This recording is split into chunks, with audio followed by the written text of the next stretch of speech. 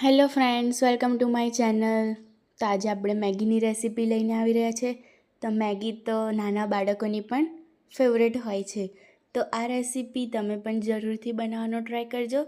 ફક્ત 5 મિનિટમાં બની જાય તેવી રેસીપી છે.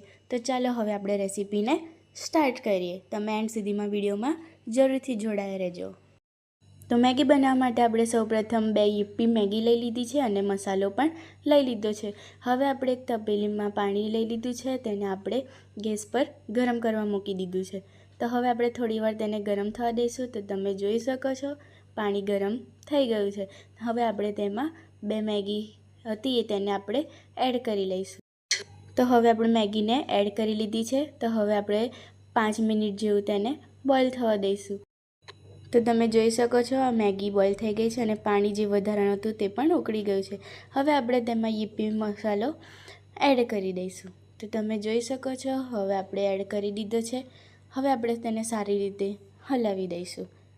તો સરસ રીતે મેગીને આપણે હલાવી પણ દીધી છે. તો તમને આ રેસીપી પસંદ આવી હોય તો જરૂરથી બનાવવાનો ટ્રાય કરજો. ફક્ત 5 મિનિટમાં બની જાય તેવી રેસીપી છે. તો આ રેસીપી તો નાના મોટા સૌને પસંદ હોય છે. તો તમે પણ જરૂરથી ટ્રાય કરજો. મળીએ હવે આપણે એક નવા વિડીયો સાથે. ત્યાં સુધીને રાધે રાધે. જય સ્વામિનારાયણ.